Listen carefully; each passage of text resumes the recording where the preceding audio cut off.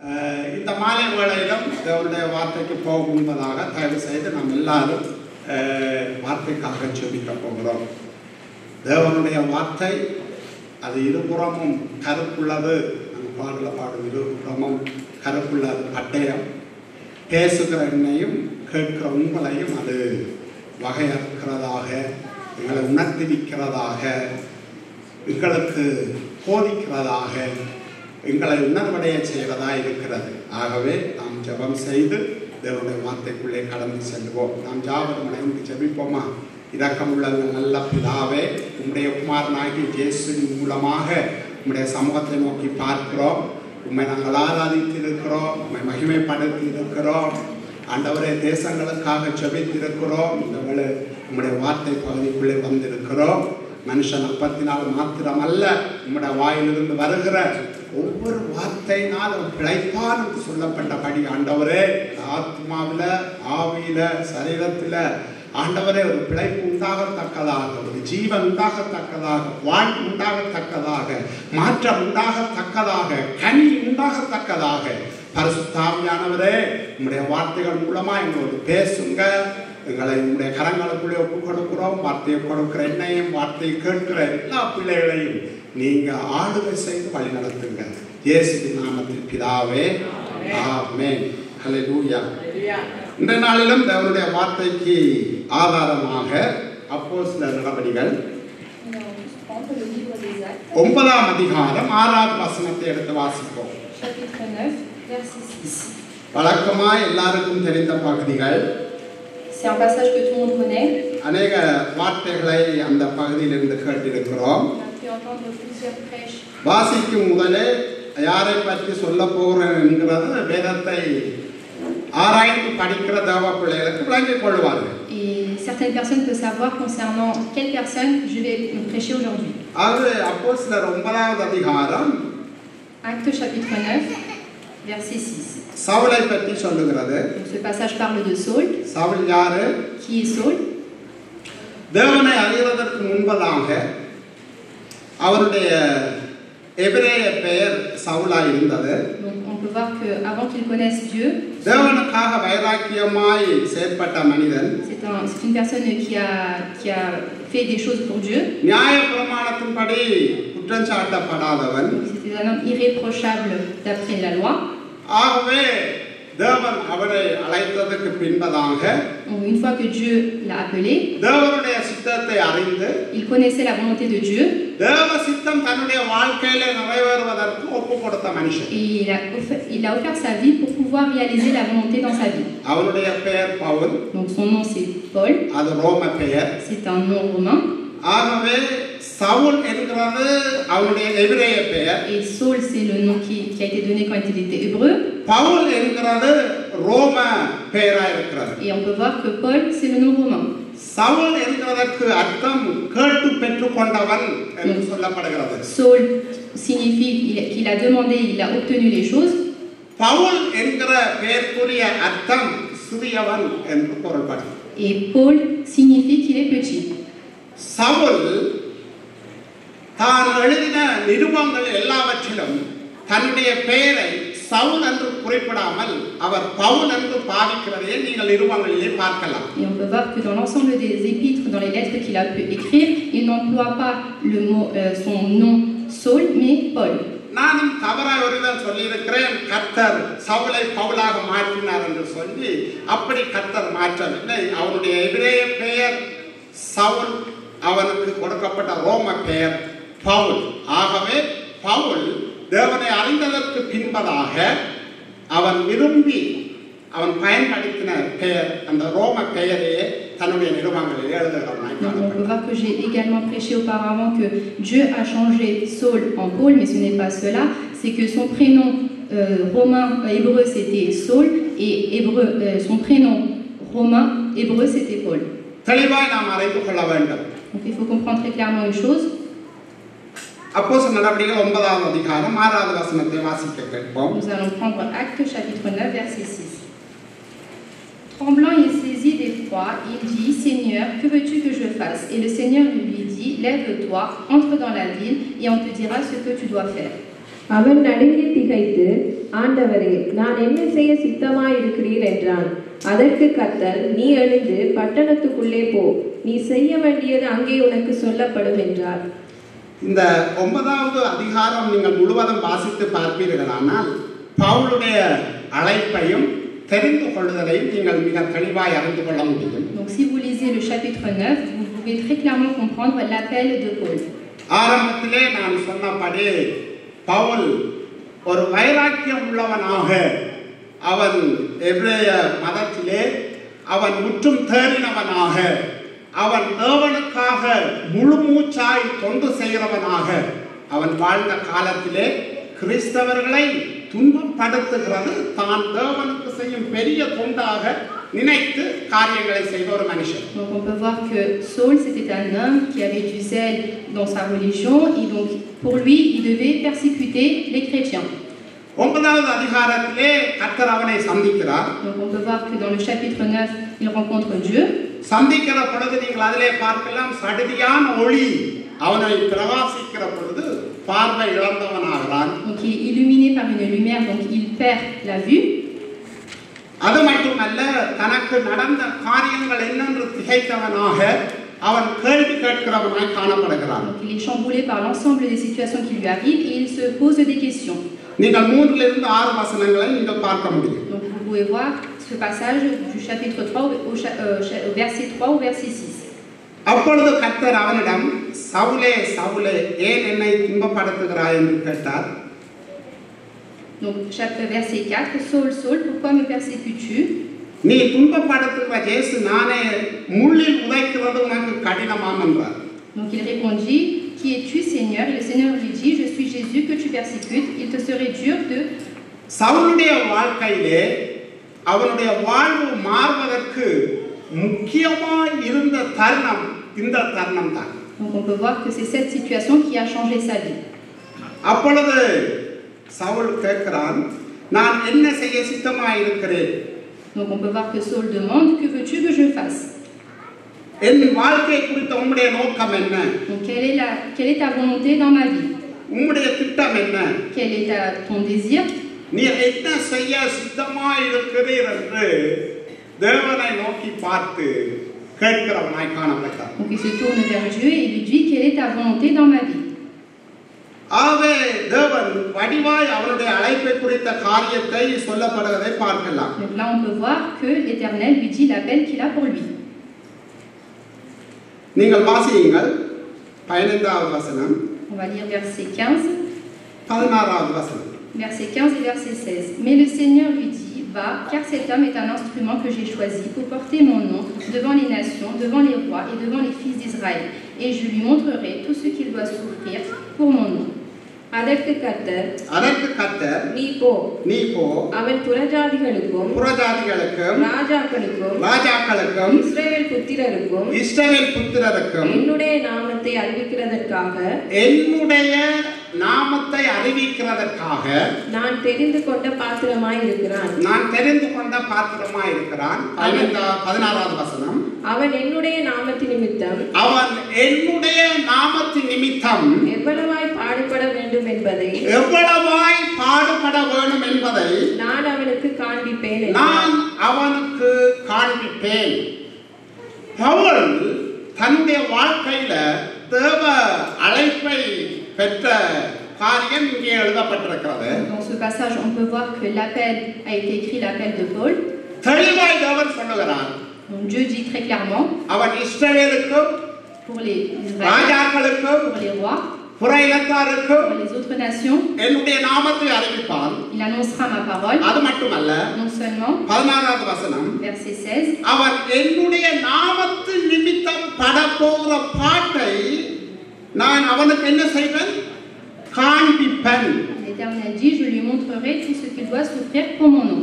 ஒரு முக்கியமான ஒரு சத்தியத்தை நீங்க அறிந்து கொள்ள வேண்டும். Donc c'est une vérité très importante que vous devez connaître. அப்போஸ்தலனாகிய பவுலை பற்றி अनेक பிரசங்கங்கள் கேட்டிருக்கிறோம். On a entendu plusieurs prêches concernant Pavul தன்னுடைய வாழ்க்கையில பட்ட பாடுகளை நிருபங்கள்ல எழுதி இருக்கிறத வாசிச்சிருக்கிறோம். On peut voir que toutes les situations, toutes les persécutions qu'il a pu rencontrer dans sa vie, il il a écrit dans ses épîtres. போன ஞாயிற்றுக்கிழமை பிலிப்பியர்ல இருந்து நாம எப்படி சந்தோஷமாக பவுல் சிறையில இருந்தும் பிலிப்பியருக்கு சந்தோஷமா இருந்தான்னு சொன்னான்னு சொல்லி ரகசியத்தை கற்றுக்கொண்டோம். On a également entendu la prêche concernant Paul la semaine dernière, concernant nous devons être heureux en toutes circonstances, même quand il était en prison. Pavul சிறையிருப்பில் இருந்து கொண்ட நிருபங்களை எழுதினார். Et Paul a écrit les épîtres même quand il était en prison. அதுல எபேசியர், பிலிப்பியர், கொலோசியர் அதோட சேர்த்து Philemon. Donc il a écrit le livre des Éphésiens, Philippiens, Colossiens et Philémon. ஆகவே தேவன் அப்படி அவரை பயன்படுத்துவதற்கு ஒரு நானும் நீங்களும் சிந்திக்கிற விதமாய் சிந்தித்தால் அவனுடைய அழைப்பை நாம் புரிந்து கொள்ள முடியாது. Donc si nous pensons, vous et moi, si nous pensons, nous ne pouvons pas comprendre l'appel de Dieu qu'il avait pour lui.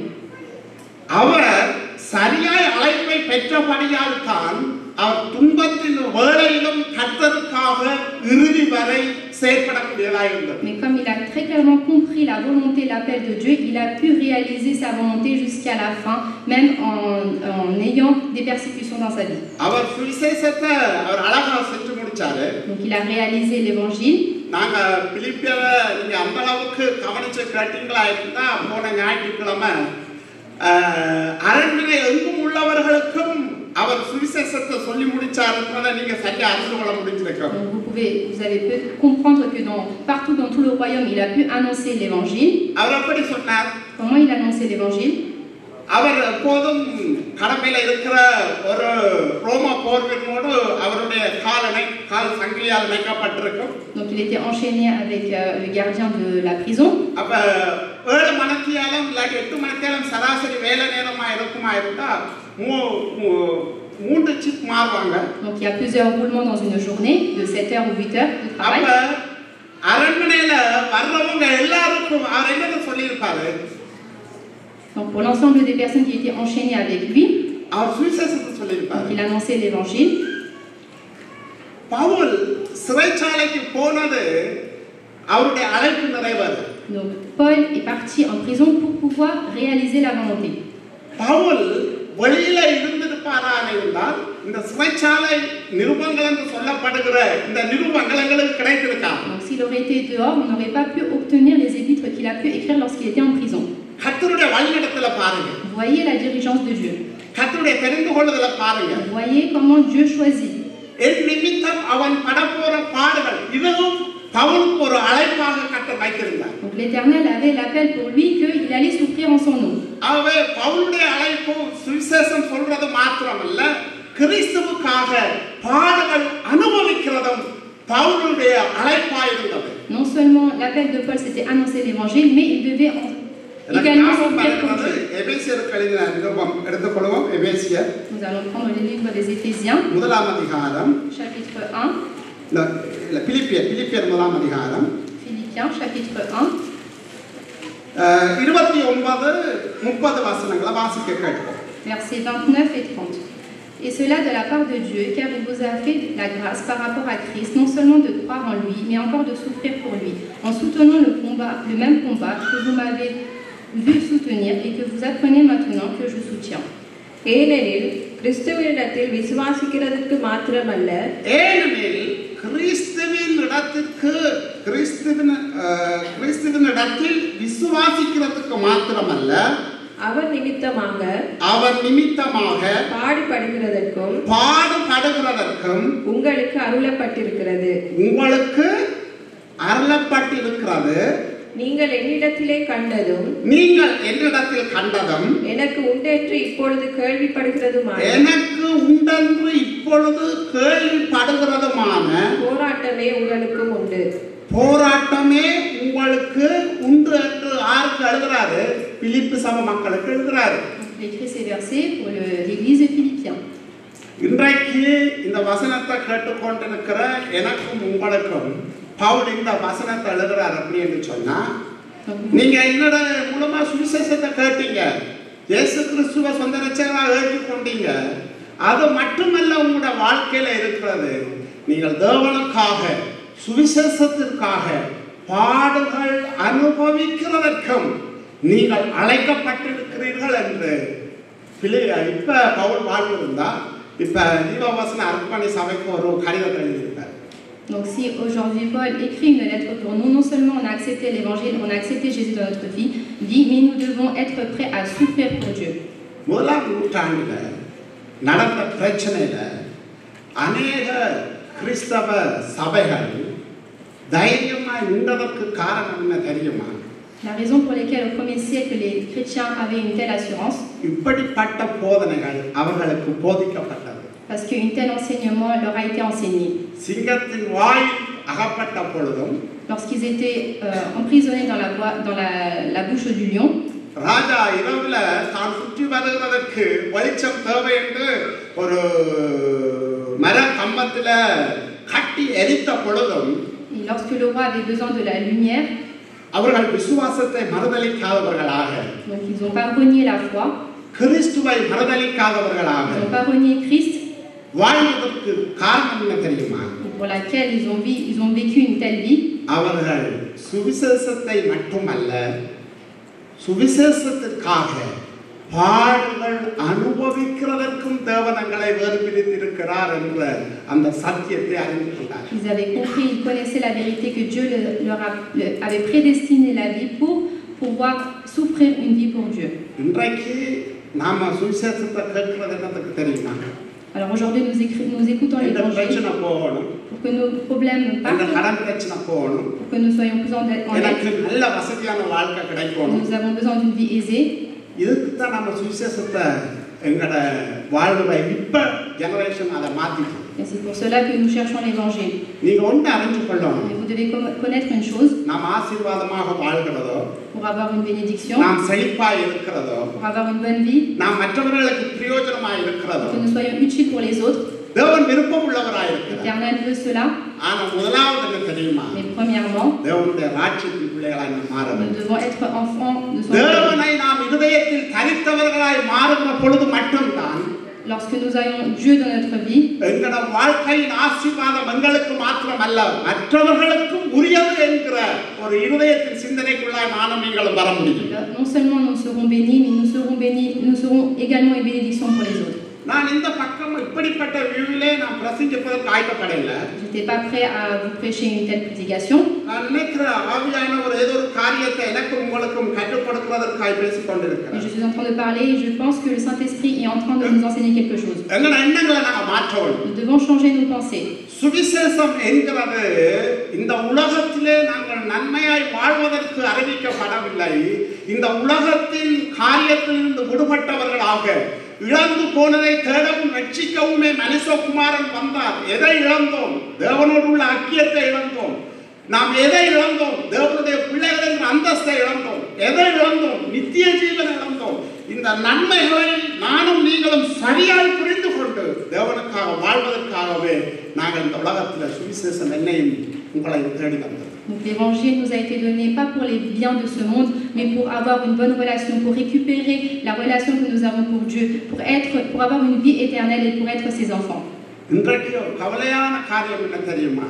உண்மையிலேயே நாம் அந்த மேன்மையை புரியாததுனால தான் நாம தேவனோட நடக்கிற காரியமா இருந்தாலும் சரி, தேவனுக்கு கொடுக்கிற நேரமானாலும் சரி, தேவனை ஆராதிக்கிற நேரமானாலும் சரி, உங்களாலேயோ என்னாலேயோ எங்களை இழந்து கர்த்தரை நேசிக்க முடியாத இருக்கிறதற்கு காரணம் என்ன தெரியுமா? இந்த விலை மதிப்பற்ற இந்த காரியத்தை, இந்த மீட்பை நானும் நீங்களும் சரியாய் புரிந்து கொள்ளாது. Donc une raison pour laquelle nous n'arrivons pas à donner du temps ou sacrifier notre vie à Dieu, c'est que nous ne comprenons pas réellement la rédemption de Dieu dans notre vie. ஆகவே நாம் விளையாட்டாய் இருந்து விடக்கூடாது. Il faut que nous ne soyons pas insoucieux. கர்த்தருடைய தெரிந்து கொள்ளுதலையும் தேவன்களை அழைத்ததையும் நீங்கள் விளையாட்டாய் இருந்து விடக்கூடாது. Nous ne devons pas prendre à la légère l'appel de Dieu dans notre vie. இந்த உலகத்தில் வாழ்கிற ஒவ்வொரு நிமிஷமும் கர்த்தர் உங்களுக்கு தந்த தருணம், கர்த்தரை மகிமைப்படுத்துவதற்கு தந்த தருணம் என்பதை நீங்கள் மறந்து போகக்கூடாது. Nous ne devons pas oublier, nous devons mettre en pratique, nous devons glorifier Dieu chaque instant de notre vie. அநேகம் நான் சொல்ல கேட்டிருக்கிறேன். Beaucoup ont dit, சபைக்கு வர்றதுக்கு முன்னால பிரதர் எனக்கு ஒரு பிரச்சனை இல்லை, avant que je vienne à l'église, je n'avais pas de problème. சபைக்கு வந்த பிறகு பிரச்சனைன்னு சொல்லி Mais une fois que je suis venue à l'église, j'avais des problèmes. ஏன் பிரச்சனை தெரியுமா? Pourquoi nous avons des நீங்க problèmes? உலகத்தோட ஒத்து வாழ்ந்தீங்க. Parce que vous vivez avec le monde. பிரச்சனைன்னு தெரிஞ்சாலும் நீங்க கண்மூடித்தனமா இருந்தீங்க. Vous voyez que c'est des problèmes, vous fermez les yeux. நீங்க தீமையை பார்த்து கொண்டிருந்தீங்க. Vous voyez le mal. ஆனா தேவனை அறிந்ததுக்கு பின்பதாக Et une fois que vous avez connu Dieu, தீமைக்காக நீங்கள் ஜெபிக்கிறவர்களாய் மாத்திரமல்ல அந்த இடத்துல நீங்க சரி செய்யறதுக்கு உங்களை ஒப்பு கொடுத்தீங்க. vous priez non seulement pour le mal, mais vous essayez de rectifier. உங்களோட பார்வை வித்தியாசமா Vos இருந்தது. regards ont changé. உங்களோட எண்ணம் வித்தியாசமா Vos இருந்தது. pensées ont changé. அது எதன் அடிப்படையில மாறிச்சது? Et cela ont changé. தேவனுடைய வார்த்தையின் அடிப்படையில. Cela ont changé grâce à la parole de Dieu. ஒருவன் ஏமாற்றின பொழுது எங்களுக்கு சந்தோஷமா இருந்தது கர்த்தரை அறிய முதல். Donc on peut voir que beaucoup peuvent nous tromper.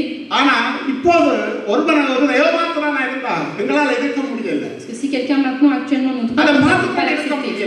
Nous n'arrivons pas à le regarder. எனக்கு யார் என்ன சொன்னாலும் பரவாயில்ல அந்த இடத்துல நான் செயல்படுவதற்கு அந்த சூழ்நிலையை மாற்றுவதற்கு உங்களை அறியாமலே நடத்தப்படுறீங்க எதுக்கு காரணம் என்ன தெரியுமா? இதுதான் தேவனுடைய தெரிந்து கொள்ளுதல் வழி நடத்துதல் என்பதை நீங்க மறந்து On peut போகக்கூடாது. voir que quelles que soient les situations que nous rencontrons, si nous avons des actions diverses et que nous voyons l'appel de Dieu dans notre vie. உண்மையா ஒரு விஷயம் நீங்க உங்களை யோசிச்சு பாருங்க. Essayez de réfléchir votre vie. கர்த்தர் உங்களுடைய வார்த்தை தேடி வந்ததை கொஞ்சம் சிந்திச்சு பாருங்க. Essayez de réfléchir quand la parole est arrivée. சுவிசேஷம் உங்களை தேடி வந்ததை சிந்திச்சு பாருங்க. Essayez lorsque la essayez de கர்த்தருடைய réfléchir. வசனம் ஒருவருமா வந்த நேரத்தை சிந்திச்சு பாருங்க. Essayez de réfléchir quand la parole est நீங்க எப்படி arrivée. தேவனுக்காக உங்க வாழ்க்கையை ஒப்பு கொடுத்தீங்க யோசிச்சு பாருங்க. Comment vous avez pu sacrifier votre vie. கர்த்தருக்காக நான் வாழ்வேன் என்று எடுத்த தீர்மானத்தை யோசிச்சு Essayez பாருங்க. de réfléchir à la décision quand vous avez pris la décision de இன்றைக்கு vivre pour கர்த்தர் Dieu. உங்களோட பேசுகிறார். L'Éternel parle à நீங்க vous. எப்படி தீர்மானங்கள் எடுக்க உங்க வார்த்தையில வாயினால நீங்க அறிக்கை செய்வீங்களோ ஒரு விஷயம் நீங்க மறந்திருக்கலாம் ஆனா தேவன் மறக்கிறவர் அல்ல. Lorsque vous avez confessé pour pouvoir vivre à Dieu, l'Éternel n'oublie pas ses décisions. நிலைமைகள் மாறி இருக்கலாம். Peut-être que les situations ont changé. ஆரம்பத்துல வருகிற பொழுது எங்களுக்கு எல்லாமே சமயம் இருந்துச்சு. Lorsque nous sommes arrivés au début, வேலை இல்ல, nous n'avons pas de travail, visa இல்ல, nous n'avons pas de visa. நாங்க நம்புறவர் எங்களை கைவிட்டாங்க. Peut-être que tout ce que nous croyons, தேவனுடைய சமூகம் எங்களுக்கு அடைக்கலம் கொடுத்தது. donc l'église, தேவ மனுஷர்கள் எங்களை தூக்கி விட்டாங்க. les hommes, ஆனா தேவனுக்காக செயல்படுவோம் என்று சொன்ன எங்களுடைய அர்ப்பணிப்பும் நாங்க எடுத்த தீர்மானமும் அங்க. donc où est-ce que les sacrifices, les décisions que nous avons prises pour Dieu? எல்லாம் சரியா இருக்கிற பொழுது நாம் கர்த்தரை தேடுவது என்கிறது அது நீங்க செய்யாவிட்டாலும் வெளியில இருக்கிறவனும் அதை செய்யறவனா இருக்கிறான். Il est facile de chercher Dieu lorsque nous avons tout, même les gens extérieurs peuvent le faire. ஆனா நானும் நீங்களும் எல்லாம் சரியா இருக்கிற பொழுதும் கர்த்தருடைய வார்த்தை எங்களுக்குள் தேடி வருகிற பொழுது உண்மையா செயல்பட வேண்டும் என்கிற ஒரு விருப்பம் எனக்கும் உங்களுக்குள்ள வருமாயிருந்தால் நிச்சயமாய் கர்த்தருடைய நாமம் உங்கள் மூலமாய் Mais மகிமைப்படுகிறதா? lorsque la parole vient à nous et que nous voulons vivre une vie pour Dieu, alors le nom de Dieu sera glorifié. எப்போது கர்த்தர் உங்களோடு பேசினாரோ எப்போது தேவன் உங்களை அழைத்தாரோ அந்த அழைப்புக்கும் தெரிந்து கொள்வதற்கு நீங்கள் உண்மை உள்ளவர்களாய் இருக்க உங்களை ஒப்புக் கொடுக்க வேண்டும். À chaque fois que la parole vient à vous, vous devez être prêt à sacrifier, à vivre pour Dieu, à réaliser la volonté de Dieu dans votre vie. எங்களுடைய வாழ்க்கையில நாங்க வளர வளர எங்களுக்குள்ள தேவனை குறித்த குணாதிசயத்தில அவரை குறித்த பண்புகளில நானும் நீங்களும் வளர்கிறவர்களாய் காணப்பட வேண்டும். Nous allons voir que plus nous allons grandir de plus en plus dans les caractères de notre vie et à rassembler plus en plus. இந்த உலகத்துல வாழ்கிற ஜனங்கள் தேவனற்றவர்களாக இந்த உலகத்தின் காரியங்களை பின்பற்றி வாழ்ந்து கொண்டிருக்கிறார்கள். இந்த உலக நம்பிக்கையில Donc on peut voir que les gens de ce monde, ils vivent sans Dieu et ils suivent plusieurs choses. அவர்களுக்கு நானும் நீங்களும் வாழ்கிற ஒவ்வொரு சூழ்நிலையில வேலை செய்கிற இடத்துல பலகிற இடங்களில கர்த்தரை காண்பிக்க வேண்டியது உங்களுடைய என்னுடைய பொறுப்பாய் இருக்கிறது. Il est notre responsabilité de montrer à travers nos actions, notre vie, que Dieu existe à travers nos faits et nos gestes. அப்போஸ்தலனாகிய பவுலை பற்றி நாங்கள் தியானிக்கிறோம். சிறைச்சாலையில இருந்தும் தனக்கு கொடுக்கப்பட்ட அந்த கட்டப்பட்ட நிலையில இருந்தும் அவர் சுவிசேஷத்திற்காக தன்னுடைய அழைப்பை நிறைவேற்றுவாராய் இருந்தார். நானும் நீங்களும் சுயாதீனமாக யாரும் எங்களை பிடித்து கட்டவில்லை, யாரும் எங்களை செய்யவேணாம் என்று அடிமைப்படுத்தவில்லை. இப்படி சுயாதீனமாக இருக்கிற நானும் நீங்களும் இந்த தேசத்துக்காக தேவனுக்காக அழைப்புக்காக எதை செய்து கொண்டிருக்கிறோம். Donc on peut voir que même l'apôtre Paul a pu annoncer l'évangile même lorsqu'il était en prison. Il a pu réaliser l'appel de Dieu. Et nous, on est égoïstes, donc on a toutes ces choses, mais pourquoi nous n'annonçons pas l'évangile? ஆண்டவருக்காக தேவ ராஜ்யத்துக்காக செயல்பட வேண்டும் என்கிற அந்த பாரத்தை பரிசுத்த ஆவியானவர் உங்களுக்குள்ளே போடுவாராக. Que l'Éternel, le Saint-Esprit nous met en nous le poids pour pouvoir annoncer ces choses-là. ஆகவே தேவனுடைய வார்த்தையை நாம் தியானிக்கிறது வாசிக்கிற பொழுது எங்களுக்குள்ள அந்த அழைப்பின் காரியம் எங்களை தெரிந்து கொள்கிற காரியத்தை அனல் மூட்ட பரிசுத்த ஆவியானுடைய வழிநடத்தலுக்கு எங்களை நாம் ஒப்புக் கொடுக்க வேண்டும். Nous devons nous sacrifier, nous offrir pour la dirigeance du Saint-Esprit lorsque nous lisons la parole pour pouvoir réaliser la volonté et l'appel de Dieu. தேவனுடைய சமூகம் என்றால் எங்களுக்கு இன்பமா மாற வேண்டும். Donc il faut que lorsque nous soyons à la présence de Dieu, nous devons être remplis de joie. தேவனுடைய பிரசன்னத்தை அனுபவிக்கிறது எங்களுக்கு அது மகா இன்பமா மாற வேண்டும். Donc nous devons être joyeux, être dans la présence de Dieu. நீங்க அப்படி உங்க வாழ்க்கையில ஒவ்வொரு நாளிலும் நீங்க மாறுகிறவர்களா இருக்கிறீங்களா என்று உங்களை நீங்க சீர்தூக்கி Nous பாருங்க. devons nous examiner dans notre vie, est-ce que nous agissons dans ces situations-là. Pavul தன்னுடைய வாழ்க்கையில அவர் மரண பரியந்தம் அவர் தெரிந்து கொள்ளுதலுக்கும் தேவன் அவரை கண்டு ஸ்பெசிபிக்கா கொடுத்த அந்த அழைப்புக்கும் அவர் உண்மையுள்ளவராய் இருந்தது மாத்திரமல்ல மரண பரியந்தம் தன்னை கீழ்ப்படிந்து அந்த அழைப்பை நிறைவேற்றி தேவனுக்கு மகிமையாக அவருடைய வாழ்க்கை இருந்தது. Donc on peut voir que Paul jusqu'à la mort, il était droit, il était fidèle, il était juste en toutes choses pour pouvoir réaliser la volonté et l'appel de Dieu. ஆகவே ரட்சிக்கப்பட்ட நாளிலிருந்து இன்றைக்கு நாம் தேவனுக்காக என்ன காரியத்தை செய்து கொண்டிருக்கிறோம்? Donc quelle chose que nous faisons du jour où on a été sauvés jusqu'à aujourd'hui. உங்களோட நெருக்கமா நீங்க ஒரே தட்டுல சாப்பிடுறீங்க, ஒரே இடத்துக்கு போறீங்க, ஆனா தேவனை பத்தி நீங்க சொல்றீங்க இல்ல.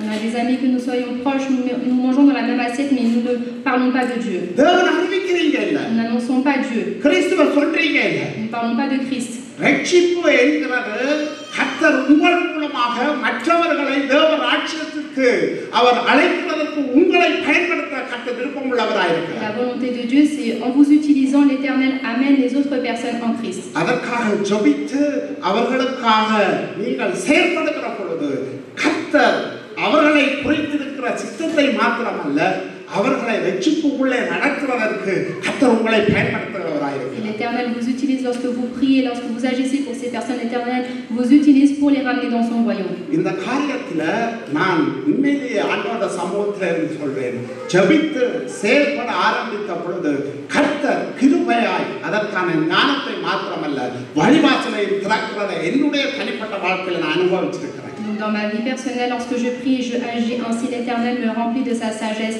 et je vois la dirigeance de Dieu dans ma vie. ரட்சிப்பு கர்த்தருடையது. Le salut appartient à Dieu. கர்த்தர் தான் இதயங்களை திறக்கிறவர். C'est l'Éternel qui ouvre les cœurs. அன்றைக்கு லிதியாவுடைய இதயத்தை திறந்தது கர்த்தர் தான், ஆவியானவர் தான். C'est le Saint-Esprit, c'est Dieu qui a ouvert le cœur de Lydie. ஆனால் பவுல் அங்கு சொல்லாவிட்டால் பரிசுத்த ஆவியானவர் இதயத்தை திறக்கிறதுக்கு வழி நடத்துவது யார்? Mais si Paul n'a pas pu dire ces mots, alors qui aurait pu ouvrir le cœur de Lydie? ஆகவே நாம் ஜெபத்தோடு ஆவியானவர் வழி நடத்துவதோடு கிறிஸ்து இந்த உலகத்துக்கு ஏன் வந்தார் என்கிறத நாம் சரியாய் சொல்ல அழைக்கப்பட்டிருக்கிறோம். Donc, avec la prière et la dirigeance du Saint-Esprit, nous devons dire très clairement pourquoi le Christ est venu sur terre. நான் கேட்கிறேன், டீனேஜ் பிள்ளைகளா இருக்கலாங்கிற பிள்ளை கிறிஸ்து ஏன் இந்த உலகத்துக்கு வந்தாருன்னு கேட்டா என்ன சொல்லுவீங்க?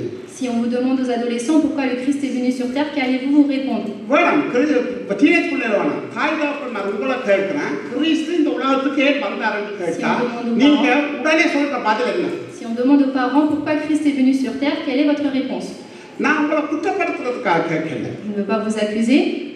நீ அறிந்து கொள்ள வேண்டும். Vous devez connaître. கிறிஸ்து பாவத்தில் இருந்தங்களை விடுதலையாக்குறதுக்காக தான் கிறிஸ்து வந்தார். Christ est venu pour nous délivrer de nos péchés. இழந்து போன தேவ மகிமையை மறுபடியும் மீட்டு தரும்படியாக தான் கிறிஸ்து வந்தார். Dieu est venu pour pouvoir nous redonner la gloire qu'il a perdue. ஆனா இன்றைக்கு நாம் அதை சொல்லல. Nous ne disons pas cela aujourd'hui. கிறிஸ்து எங்களை நல்லா வாழ வைப்பாரு. Le Christ எங்களை மேன்மைப்படுத்துவாரு. Christ nous donnera la grandeur. இதை சொல்லி nous disons ces choses-là. நாம கிறிஸ்துடைய செயலை சரியா புரிஞ்சிட்டோம். Et donc nous faisons en sorte que les gestes de Christ, nous les changeons. Donc Christ n'est pas obligé de venir pour faire ces choses-là. Donc ceux qui ne connaissent pas Jésus-Christ règnent ce monde. Ils sont riches. Donc ils avancent plusieurs choses dans ce monde. Le Saint-Esprit parle en vous. Que l'Éternel nous ouvre les yeux pour voir la finalité de ces hommes.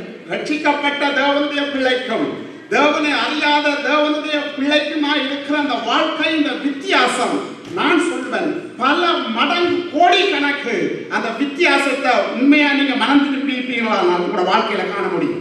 Vous pouvez voir la différence, la grande différence qu'il y a entre une personne qui a été sauvée et une personne qui n'a pas été sauvée. ஆகவே தேவனுடைய தெரிந்து கொள்ளுதலும் அவருடைய ரட்சிப்பும் என்கிறது எந்த மனிதனாலும் கொடுக்க முடியாது. இந்த உலகத்தில் வாழ்ந்த எந்த மகானாலும் அதை கொடுக்க முடியாது. ரட்சிப்புக்கு காரணமாக இருக்கிறவர் ஆண்டவராகிய இயேசு கிறிஸ்து மாத்திரமே. Donc on peut voir qu'aucun homme peut nous donner le salut ou l'appel de Dieu, c'est seulement Dieu qui peut nous le donner. பிள்ளைகளுக்கு இதை உரைக்க சொல்லிக் கொடுங்க. Vous devez annoncer cela à vos enfants. பெற்றோர் நீங்க இதை உங்களோட எண்ணத்துல சிந்தையில எப்போதும் சுமக்கிறவர்களாய் காணப்பட வேண்டும். Les parents, vous devez supporter l'ensemble des choses en vous. நீங்க வேலை செய்து நீங்க பல ஆயிரங்களை நீங்க சம்பாதிக்கலாம். Peut-être que vous travaillez, vous pouvez gagner autant.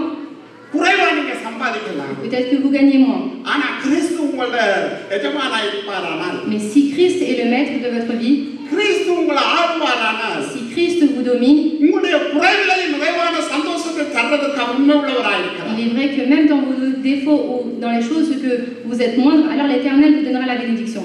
நீங்க நித்தியமாய் வாழப்போகிற அந்த சந்தோஷமான அந்த அனுபவத்தை இந்த உலகத்துல அனுபவிக்கிற இடம்தான் நீங்கள் வாழ்கிற வீடு, நீங்கள் ஆராதிக்கிற சபை என்கிறத மறந்து போயிடாது. Et vous ne devez pas oublier que l'Éternel pourra vous bénir même dans votre église et dans votre famille et dans votre vie personnelle. நாம எந்த இடத்துக்கு போனாலும் எந்த இடத்துல வேலை செய்தாலும் நீங்க தேவனுடைய பிள்ளை என்கிறத உங்களுடைய இருதயத்தில் தரித்தவர்களாய் நடந்து கொள்ளுங்க. Dans n'importe quel lieu, dans le lieu où vous travaillez, où est-ce que vous allez, vous ne devez pas oublier que vous êtes enfant de Dieu. எப்போதும் தேவனுடைய எண்ணத்தினால் நிறைந்திருங்க. Vous devez être rempli de la pensée de Dieu. தேவனுடைய வார்த்தையினால் நிறைந்திருங்க. Soyez rempli de la parole de Dieu. நாம் சொல்லுகிறபடி ஒரு நாளைக்கு குறைந்தது 2 அதிகாரமாவது ஒரு விசுவாசி படிக்காட்டி உண்மையிலேயே நாம் ரட்சிக்கப்படவில்லை, தேவன் அறியலை என்று நான் சொல்லுவேன். Donc si un fidèle ne lit pas au moins 2 chapitres par jour de la Bible, alors cela veut dire qu'il n'a pas été réellement sauvé. நான் எல்லா ஊழியம் செய்யறதா இருந்தா குறைஞ்சது ஒரு 5 அதிகாரத்துக்கு மேல படிக்காட்டி இதுல இருந்து நான் ஊழியம் செய்யறதுக்கும் தகுதி இல்லை, இதுல மேடையில வாழறதுக்கும் அர்த்தம் தகுதி இல்லை. Donc si je suis serviteur de Dieu, que je fais le ministre sur scène, alors je dois au moins lire 5 chapitres par jour. ஒரு காரியம் பாஸ்டர் சொன்னாரு, நானும் அதை யூடியூப்ல பார்த்தேன். ஆப்பிரிக்கா தேசத்துல 10 வருஷம் அவர் பாஸ்டரா இருந்தாராம். 1,00,000 விசுவாசிகள். அவர் ஏதோ கனவு கண்டாராம், காதுல ஏதோ கேட்டுச்சான், இஸ்லாமுக்கு மாறுங்கன்னு சொல்லி. முதல் முறை அவர் அதை கேட்கல, 2ஆம் முறையும் அதே கேட்டுச்சான். அவர் மாறுங்கன்னு சொன்னோன்னே இந்த 1,00,000 முஸ்லீமுக்கு மாறி. On peut voir qu'il y avait un pasteur en Afrique, il a entendu une voix de changer en islamie, mais sauf que lorsqu'il a entendu la 2e fois, il a annoncé cela au peuple et l'ensemble des personnes sont transformées dans la religion islam. இது உங்களுக்கு ஆச்சரியமா இருக்காட்டி அதை என்னால் ஏற்றுக்கொள்ள முடியாது. Donc c'est quelque chose de très étonnant. ஆனா இதுல காரணம் என்ன என்று நான் யோசிச்ச பொழுது, donc lorsque j'ai pensé quelle était la raison, அந்த போதகர் என்ன சொன்னாரோ அதையே அந்த 1,00,000 கேட்டுச்சு. donc ce que a dit le pasteur, l'ensemble des personnes ont pu écouter et entendre. நாம அந்த அளவுக்கு இல்ல. Donc nous ne sommes pas dans cette situation. ஆனா நீங்க தேவனுடைய வார்த்தையால் நிறைந்திருந்தால், mais si vous êtes remplis de la parole de Dieu, அந்த ஜனங்கள் தேவனுடைய வார்த்தையால் நிறைந்திருந்தால், si ces personnes ont été remplies de la parole de Dieu, ஒன்று சொல்லி இருப்பார்கள், ils auront pu dire une chose, உம்முடைய கனவுல வந்த அதே சத்தம் என்னோட பேசட்டும், நான் இயேசுவை மறந்தளிக்கிறேன்னு சொல்லி இருப்பார்கள். donc ces personnes auraient pu dire la même voix que tu as pu entendre, je dois l'entendre et à ce moment-là je renierai Jésus-Christ. உங்களுக்கு தெரியுதா காலம் எவ்வளவு பட்ட ஒரு காலத்துல இந்த உலகம் போய் கொண்டிருக்கிறது. Vous voyez dans quelle situation, dans quel monde nous vivons actuellement. கிறிஸ்துடைய வருகை மிக சமீபமாக இருக்கிற ஒரு காலகட்டத்துல நானும் நீங்கள் வாழ்ந்து Nous sommes dans கொண்டிருக்கிறோம். une situation où l'avènement de Jésus-Christ est très proche. கிறிஸ்து பெற்று தந்த அந்த நித்திய ஜீவனை இழக்கத்தக்கதாக பிசாசு வலு சீக்கிரமாய் அவருடைய வார்த்தையின்படி தெரிந்து கொள்ளப்பட்டவர்களே வஞ்சிக்கப்படத்தக்கதான ஒரு காலத்துல நானும் நீங்கள் வாழ்ந்து கொண்டிருக்கிறோம். On peut voir que le diable séduit plusieurs chrétiens pour que nous perdons la vie éternelle que Jésus-Christ nous a offerte. நானும் நீங்களும் கர்த்தருடைய வார்த்தையினால் நிறைந்திருக்காவிட்டால் நீங்கள் செய்கிற ஊழியமோ, நீங்கள் செய்கிற பிரசங்கமோ, நீங்கள் செய்கிற துதியினாலோ வைத்தோ நாம் பரலோகத்துக்கு போக மாட்டோம். நாம் தனிப்பட்ட விதத்தில் கர்த்தர் யாரென்று அறிந்து என்னுடைய வாழ்க்கையில உண்மையான மனம் திரும்புவதின் அனுபவம் நான் நித்திய ஜீவனுக்கு பங்குடையவனாய் காணப்படுவேன். Donc on peut voir que non seulement nous devons être remplis de la parole de Dieu, mais c'est pas nous devons être remplis de la parole de Dieu et ensuite vivre une vie relation intime avec Dieu, être remplis, le louer, ainsi nous pourrons obtenir la vie éternelle de notre vie. தேவனுடைய வார்த்தையை நீங்கள் படியுங்க. உங்களுக்கு விளங்காவிட்டாலும் பரவாயில்ல, அதிகாரத்தை எடுத்து நிருபங்களை எடுத்து சுவிசேஷ புத்தகங்களை எடுத்து பழைய ஏற்பாட்டு புத்தகங்களை எடுத்து நீங்க படியுங்க. படிக்கத்தான் உங்களுக்குள்ள இருக்க அந்த மனக்கண்கள் திறக்கப்படும். பரிசுத்த ஆவியானவர் உங்களுக்கு உதவி செய்கிறதாய். On peut voir que même si vous ne comprenez pas, ce n'est pas grave, lisez davantage la Bible, que ce soit les Épîtres, les Évangiles, l'Ancien Testament, lisez davantage. À ce moment-là, le Saint-Esprit vous aidera. தேவ பிள்ளைகளாகி நாம் வஞ்சிக்கப்படக்கூடிய ஒரு காலகட்டத்தில் நாங்கள் வாழ்ந்து கொண்டிருக்கிறோம். Les enfants de Dieu, nous sommes actuellement dans une vie où nous sommes séduits. ஜெபிக்கிற பொழுது நான் கவனித்தேன், இஸ்ரவேல் தேசத்தில் அந்த கவர்மெண்ட்ல இருக்கிற ஒரு பாதுகாப்புல ஒரு சட்டத்தை ஏற்றினான்னு சௌரன் சொன்னாரு. நான் அறியல.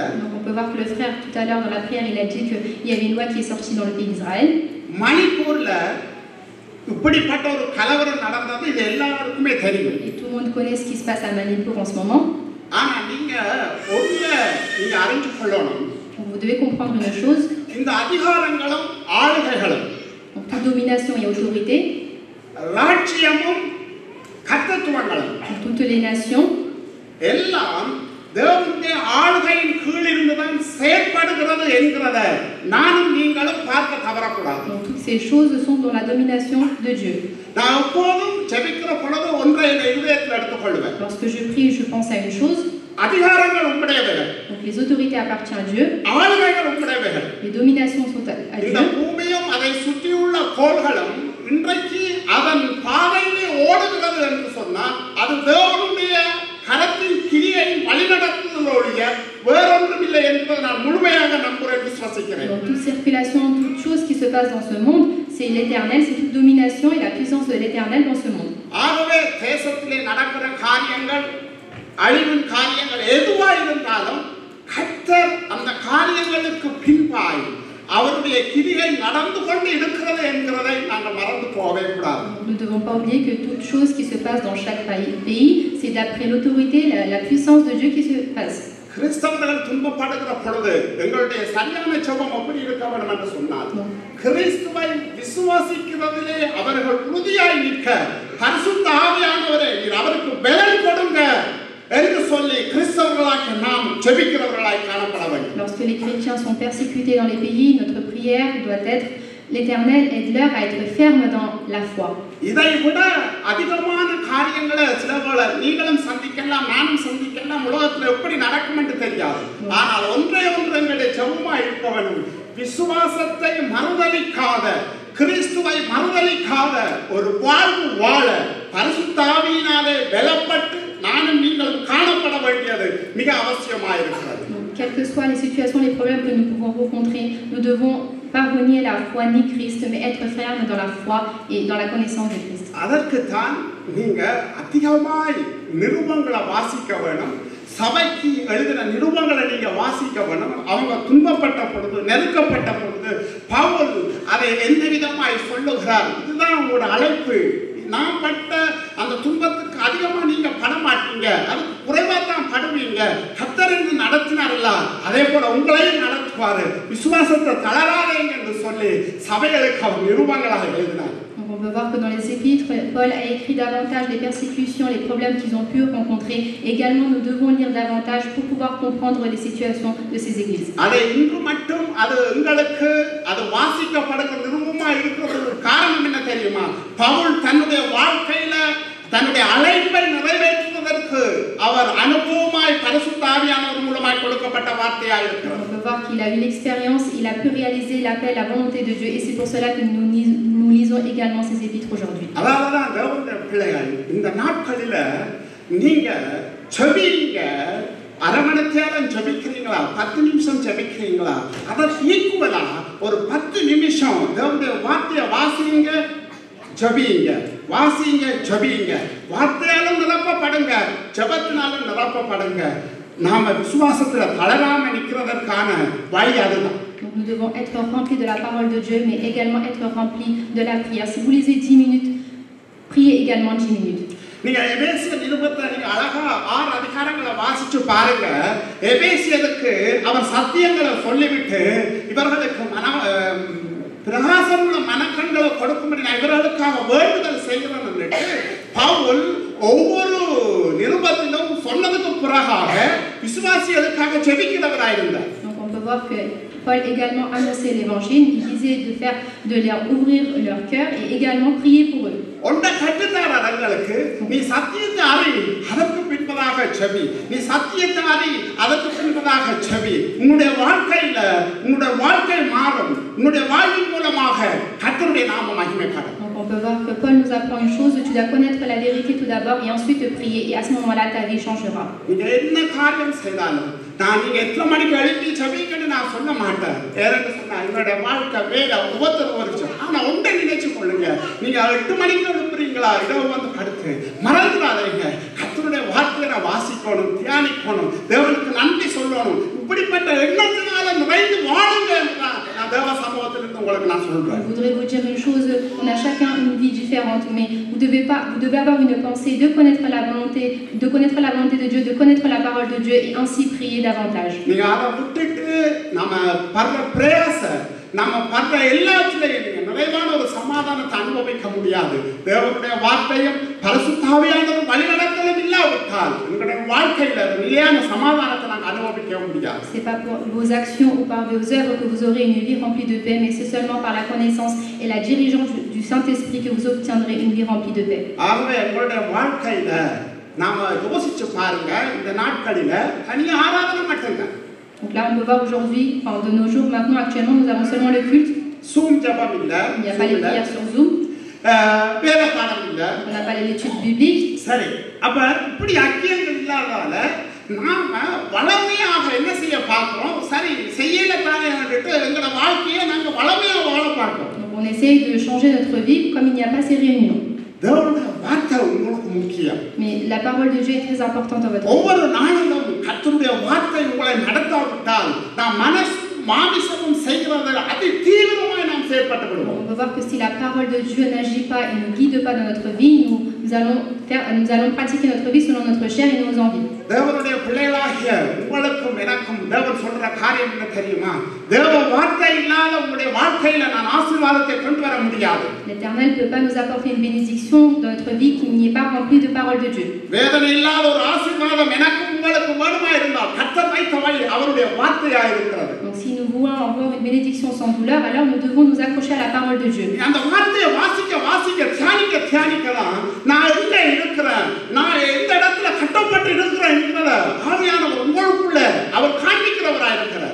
Plus nous allons lire davantage la parole de Dieu et plus nous allons méditer, nous allons comprendre où est-ce que nous sommes. சரி, நான் சும்மா கேட்ட கலைக்கிற பொழுது lorsque j'ai parlé à une personne, j'ai demandé இப்பொழுது இயேசு கிறிஸ்து எங்க இருக்கிறார்? Oui, Christ. சரி, உங்களை பாருங்க, இப்ப இயேசு கிறிஸ்து எங்க இருக்கிறார்? Je vous pose la question, où est-ce qui est Jésus-Christ? அவர் எங்க இருப்பாருன்னு சொல்லிடுறாரு.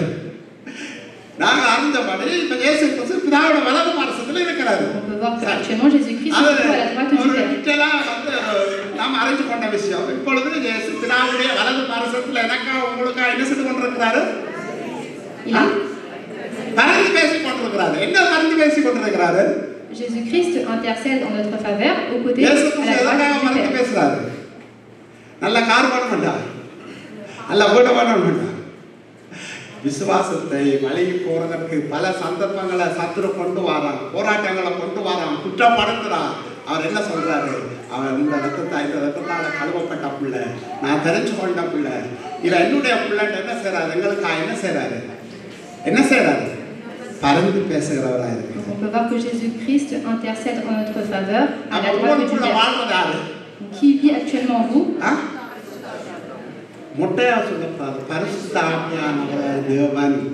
Donc c'est le Dieu Saint-Esprit. பரிசுத்த ஆவியானவரான தேவன். இப்படித்தான் எங்களை பழகிட்டோம். பரிசுத்த ஆவி ஏதோ ஆவி என்று ஆவியில நிறைய பிரச்சனை இப்ப நடக்குது சபைக்குள்ள. On peut voir qu'il y a plusieurs problèmes qui se passent dans l'esprit. பரிசுத்த ஆவியாகிய தேவன் என்னும் வாசம். Donc c'est le Dieu Saint-Esprit qui agit en moi. நீங்க ரட்சிக்கப்பட்டு தேவன் அறிஞ்சாண்டு உண்மையா மனம் திரும்பி இயேசுவை சொந்த ஆண்டவராக இரட்சகராக ஏற்றுக்கொண்ட மகனே மகளே, உனக்குள் வாழ்கிறவர் இந்த வானத்தையும் பூமியையும் படைத்த சர்வ வல்லவராகிய தேவன் பரிசுத்த ஆவியாகிய தேவன் எனக்குள் வாசம் பண்ணுகிறவராயிருக்கிறார். Donc on peut voir le jour où tu as été sauvé, que tu t'es repenti de tes péchés, le Saint-Esprit, le Dieu Saint-Esprit habite en toi. இதை நீங்க அறிஞ்சிருக்கிறீங்களா? Donc, est-ce que vous connaissez ces choses-là? இந்த உணர்வு உங்களுக்குள்ள இருக்கிறதா? Est-ce que vous avez ces émotions? நான் இப்ப கேட்கிறேன், பரிசுத்த ஆவியாகிய தேவன் எனக்குள் வாழ்கிறார் என்கிற அந்த உணர்வோட நான் என்னுடைய வாழ்க்கையில நான் நடந்து கொண்டிருக்கிறேனா? Est-ce que vous avez le sentiment et vous agissez de la sorte que le Saint-Esprit habite en vous? நான் வேலை செய்யற இடத்துல, நான் பழகுற இடங்கள்ல பரிசுத்த ஆவியாகிய தேவன், வானம் அவருக்கு சிங்காசனம், பூமி எனக்கு பாதபடி என்ற அந்த பெரிய தேவன் எனக்குள் வாசம் பண்ணுகிறார் என்கிற அந்த உணர்வும் அந்த தெரிந்து கொள்வதோடு நான் நடக்கிறேனா? Est-ce que j'agis, j'intercède de la manière où le Saint-Esprit tout-puissant agit en moi? ரட்சிப்பு நெல்ல அதுதான் உங்களோட வாழ்க்கையில இந்த வாழ்க்கையில நடந்தது. Donc on peut voir le jour où nous avons été sauvés, le Saint-Esprit vient en nous. அவர் பேதுருல சொல்வார், மீட்கப்படும் நாளுக்கென்று முத்திரையாய் பெற்ற பரிசுத்த ஆவியானவர். Nous avons été scellés par la rédemption du Saint-Esprit. ஆகவே அவர் எங்களுக்குள்ள வாழ்கிறது ஏதோ நீங்க விரும்பினா அவர் செயல்படுறதற்கு, விரும்பாத போது அவர் செயல்படுறதுக்கு அல்ல. Ce n'est pas lorsque vous voulez pas, le Saint-Esprit n'agit எங்களுடைய pas. வாழ்க்கையின் முடிவு பரியந்தம் மீட்கப்படுகிற தருணம் வரைக்கும் பரிசுத்த ஆவியாகிய தேவன் எனக்குள் உங்களுக்குள் இருந்து கிரியை செய்கிறவராய் இருக்கிறார். On peut voir jusqu'au dernier jour, le Saint-Esprit agit en nous.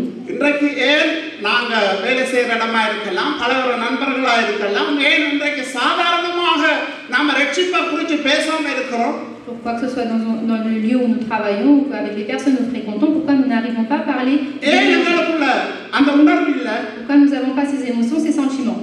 உங்களுக்குள்ள வாழ்கிறவர் பரிசுத்த ஆவியாகிய தேவன் என்கிற அந்த உணர்வை அத வாழ்க்கை அனுபவமா நீங்க எண்ணுற இல்ல, அதற்கு நன்றி சொல்ற இல்ல, துதிக்கிற இல்ல. Parce que vous n'arrivez pas à remercier, à louer le Dieu qui est en vous.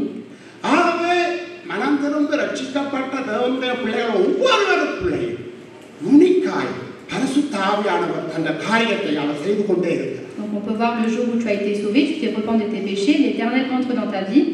நீங்க தேவனை ஆராதிக்கிற பொழுது, Lorsque vous louez Dieu, நீங்க ஜெபிக்கிற பொழுது, lorsque vous priez, நீங்க வார்த்தையை வாசிக்கிற பொழுது, lorsque vous lisez la parole, ஒரு பிரச்சனையின் சூழலை சந்திக்கிற பொழுது, lorsque vous rencontrez un problème, ஒரு ஒரு பிரச்சனைக்கு பதில் சொல்லாத பொழுது, தவிக்கிற பொழுது, lorsque vous avez du mal à rencontrer, à faire face à un problème, உங்களுக்கு எதிராக சத்துரு தீய மனுஷங்களால வஞ்சகர வலைகளுக்குள்ள சிக்க வைக்கிற பொழுது, lorsque vous êtes attrapé dans des situations de séduction par des hommes, அவர் உங்களுக்குள்ள இருந்து உங்களை பாதுகாத்து நித்தியத்துக்கென்று நீங்க உரியவர்கள் என்கிறத அவர் ஒவ்வொரு நிமிஷமும் உங்களோடு இருந்து செயல்பட அவர் வாஞ்சியோடு துடிச்சு கொண்டிருக்கிறார். l'Éternel est à côté de toi, il essaye de t'aider pour pouvoir te redonner la vie éternelle. அநேக நேரத்தில் நீங்க இதை அறியறீங்க. Et dans beaucoup de problèmes, dans situations, vous ne connaissez pas cette அநேக நேரத்தில் நீங்க உணராதவங்களா என்ன செய்றீங்க? ஏதோ பிரச்சனையை நீங்களே தனியா நீங்க சந்திக்கிறவர்கள் போல, தனியா விடப்பட்டவர்கள் போல எண்ணி நீங்க விசுவாசத்துல பின்னுக்கு போறதுக்கு சத்துரு உங்களை வஞ்சிக்கிறார். Donc dans plusieurs situations, vous essayez de rencontrer vous tout seul les problèmes.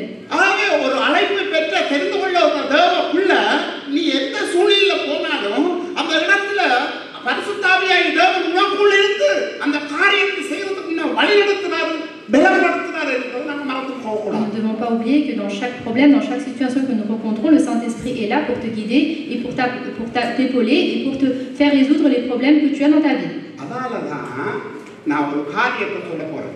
Donc je vais vous dire une chose. எங்கட பிள்ளைகள் Pour nos enfants, நாம தேவனை குறித்து சொல்றதுக்கு நம்ம வயசுல வைக்க கூடாது. donc nous ne devons pas déterminer l'âge pour pouvoir parler de Christ à nos enfants. 15 வயசு வந்தா தான் அந்த பிள்ளை ஞானஸ்நானம் எடுக்கணும். Nous disons peut-être qu'il doit avoir 15 ans pour prendre le baptême. அவன் பாவத்தை பற்றி புரிஞ்சா தான் அவன் ஞானஸ்நானம் எடுக்கணும். Il doit prendre le baptême lorsqu'il connaîtra ses péchés. இப்ப நான் கேட்கிறேன், ஒரு தாயோ தகப்பன் ரட்சிக்கப்பட்ட நீங்களா இருந்தா பாவம் மீது பரிசுத்தம் மீது என்கிறத உங்களோட பிள்ளை இந்த பிள்ளை என்னட்ட கற்றுக்கொள்ளாது. Donc un chrétien, une personne qui a été sauvée, est-ce que l'enfant peut savoir quelle est la sainteté, quel est le salut? நான் இதை குறித்து சொல்றதுக்கு பவுலுடைய வாழ்க்கையில அவருடைய கல்வி பிராயத்தை கொஞ்சம் நான் ஆராய்ச்சி பார்த்தேன். Donc j'ai essayé de voir l'éducation de Paul. ஜூதர்களுக்கு முதல் 5 வரை அவங்களோட பள்ளிக்கூடம் அவங்களோட வீடு தான். Donc on peut voir que pour les Juifs, les 5 premières années de leur vie, l'école c'est la maison. உள்ள பிறந்த நாள்ல இருந்து 5 வயது வரைக்கும் எல்லா காரியங்களையும் தாய் தகப்பன் கற்றுக் கொடுப்பாங்க. Donc on peut voir du jour où il est né jusqu'à ses 5 ans, c'est les parents qui éduquent l'enfant à la maison. 5 வயது முடிந்து 6வது வயதில் என்ன செய்வாங்கன்னா ஜெபாலயங்களுக்கு சென்று அவங்க கற்றுக்கொள்ள ஆரம்பிப்பாங்க. Donc lorsqu'il a atteint ses 6 ans, de 5 à 6 ans, il les dirige vers les temples pour pouvoir l'apprendre à prier. 10 வயது வந்துச்சுன்னு சொன்னா அந்த பிள்ளை எபிரேயர்ல மிஸ்னா என்று சொல்லப்படுகிற நியாய பிரமாணத்தை முழுவதுமே அந்த பிள்ளைக்கு கற்றுக் கொடுத்துருவாங்க. Donc lorsqu'il a atteint 10 ans, donc il enseigne le Mishnah, donc c'est les lois hébraïques. 13 வயசுக்கு அப்பாறு உயர்கல்வி கற்றுக்கொள்வதற்கு அது தொழில் சம்பந்தமாகவோ மற்ற காரியங்களை கற்றுக்கொள்வதற்கு அந்த பிள்ளை 13 வயசுக்கு ஆயத்தப்படுது. Et donc là, il se prépare lorsqu'il a 13 ans pour pouvoir faire de grandes études. இப்போ நாங்க இத தலைகீழா மாற்றி வச்சிருக்கோம். Donc nous, on a changé ces choses. பிள்ளைக்கு டாக்டரா வரணுமா இன்ஜினியரா வரணுமா என்ன மொழி கற்றுக்கொள்ளணும் எல்லாம் கற்றுக் கொடுக்கிறோம். Donc nous apprenons à nos enfants, nous les dirigeons vers les métiers qu'ils doivent faire. எல்லாம் அறிந்து கொள்ளுது. Les enfants apprennent. அதுக்கு பிறகு நாம இயேசுவை பத்தி சொல்ல போறோம். Et ensuite, nous les apprenons concernant Jésus-Christ. அது பார்க்க என்ன தெரியுமா அம்மா அப்பா சொல்றாங்க கேட்போம் நான் கற்றுக்கொண்டது இந்த உலகம் தான் உருவானது. Donc on apprend et à l'école ils apprennent que le monde a été ஏதோ வடிச்சு உருவானது சொல்றாங்க. Donc il y a plein de choses qui se passent dans ce monde. அறிஞ்ச அளவுக்கு அதுதான் உண்மையா இருக்கு அம்மாட இருப்பு மட்டும் தலையாடும். Donc lorsqu'ils habitent chez les parents, ils disent oui à tout. சரி அம்மா சொல்றானே ஆசை ஆடுவோம். Et donc les parents disent non, je prends le baptême. Donc la mère dit donc je prends le baptême. Mais sa vie n'est pas remplie de Christ réellement. Donc qui a fauté dans cette histoire? Est-ce que c'est les serviteurs de l'église ou c'est les parents? நம்ம நியாய பிரமாணம் என்று சொல்லப்பட்டது அவங்களுக்கு Torah அதாவது பழைய ஏற்பாடு புத்தகங்களை அவங்க கையில இருந்துச்சு. Donc les Juifs avaient les lois, c'était le Torah, donc c'était l'Ancien Testament. இப்போ எங்களுக்கு புதிய ஏற்பாடும் சேர்த்து அது பழைய புதிய ஏற்பாடா இருக்கு வேதாகமம் உங்களுக்கு இருக்கு. Donc là aujourd'hui nous avons la Bible, l'Ancien Testament et le Nouveau Testament. அப்ப நாங்க இந்த அளவுக்கு பிள்ளைகளுக்கு வேதத்தை கற்றுக் கொடுக்கிறோம். À quel point nous enseignons la Bible aux enfants. நீங்க சரியா கற்றுக் கொடுத்து விருப்பமா இருந்தா நான் ஒரு தகப்பனா உங்களோட இருந்து நான் இத பேசுறேன். Donc en étant un père, je parle à vous. நாம சரியா கற்றுக் கொடுப்போமா இருந்தா அந்த புள்ள தெரிஞ்சு கொள்ற படிப்பும் தெரிஞ்சு கொள்ற வேலையும் அப்படியா இருக்கும் தெரியுமா? நான் படிக்கிற படிப்பினால கர்த்தருடைய நாமம் மகிமைப்படணும். நான் தெரிந்து கொள்கிற வேலையினால நான் மட்டுமல்ல என்னுடைய சகோதரர்களா இருக்கலாம் தேசமா இருக்கலாம் சபையும் என்ன செய்யப்படணும் ஆசீர்வதிக்கப்படணும் என்று தெரிந்து கொள்ளும். Donc on peut voir que les enfants s'ils ont une réelle connaissance de la parole, donc les études qu'ils voudront faire ou le travail qu'ils voudront faire, à travers cela ils vont glorifier le nom de Dieu. ஆனா பிள்ளைகள் ஒரு பெரிய பிள்ளையாவோ வந்த உடனே நாங்க கேட்கிறோம் என்னமா படிக்க போறான்?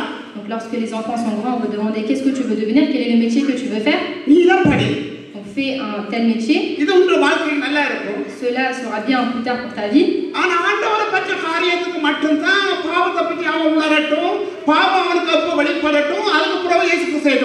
Donc on ne parle pas de Christ, on ne parle pas des péchés, tu connaîtras Christ plus tard. Mais voyez comment nous sommes trompés. இதுதான் இயேசு கிறிஸ்து வந்தார் உலகத்துக்கு என்னத்துக்காக வந்தார் பாவத்துக்கு மரித்து நீதிக்கு பிழைத்திருக்கத்தக்கதாக என்னுடைய பாவத்தை தன் தலைமையில வச்சாரு அவற்றை நீதியை என் தலைமையில வச்சாரு ஆகவே நான் இயேசு கிறிஸ்துவை ஏற்றுக்கொண்டா நான் பரிசுத்தமான வாழ்க்கைக்கு என்ன வழி நடத்த முடியும் அவர் பரிசுத்தாவியாகிய தேவனே உனக்குள்ள மகன் வாழுறாரு அவர் உன்னை நடத்துறதுக்கு உண்மை உள்ளவராக இருக்கிறாரு ஆகவே நீ இயேசு கிறிஸ்துவை ஏற்றுக்கொண்டுதான் ஆகணும். Donc vous devez dire qui est Christ. Christ est mort pour nos péchés, que sa justice est tombée sur nos têtes et que nos péchés sont tombés sur sa tête et qu'il est capable de diriger votre vie. இயேசு கிறிஸ்துவை ஏற்றுக்கொண்டா உங்களோட பிள்ளைகள் என்ற பிள்ளைகள் தீய காரியமாக போயிடும். Est-ce que si nos enfants acceptent Christ, iront-ils vers le mal? தீவிரவாதியா மாறிடுவாங்களா? Terroristes. Est-ce qu'ils vont être des terroristes? இயேசுவை ஏற்றுக்கொள்ளாட்டிதான் அப்படி ஆகும். S'ils n'acceptent pas Jésus-Christ, ils seront des terroristes.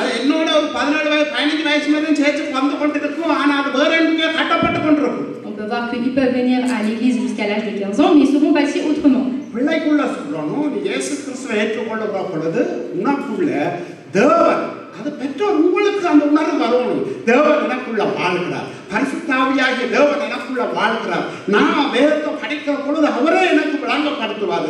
நான் பிரச்சனையில் இருக்கிற பொழுது அவரே எனக்கு ஞானமா நடத்துவார் என்று பெற்றோர் நாம பேசணும், அதை உணரணும், எங்களோட வாழ்க்கையில நாங்கள் அதை செயல்படுத்தணும், அதை அப்படியே பண்ணணும்.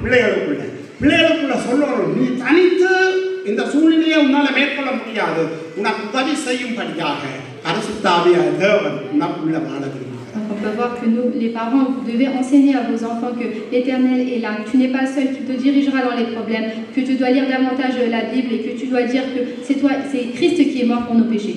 இன்றைக்கு இந்த உலகமா இருக்கலாம், ரட்சிக்கப்பட்ட சபையில இருக்கலாம், தூர பிள்ளைகளை பார்த்து அவங்கள பார்த்து ஏன் வியக்கிறோம்?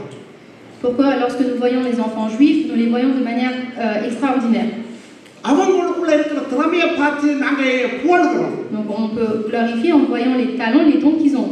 அந்த வரங்களும் அவங்களுக்குள்ள திறமைகளும் அவங்களோட தாய் தகப்பன்மார் தேவனை குறித்த காரியத்தை போட்டினதுனால அவங்களுக்குள்ள உருவானது என்கிறத நீங்க அறிஞ்சு கொள்ள வேண்டும். Vous devez comprendre que les parents juifs ont mis, les enfants dès qu'ils étaient tout petits, ils ont mis la connaissance de Dieu dans leur vie.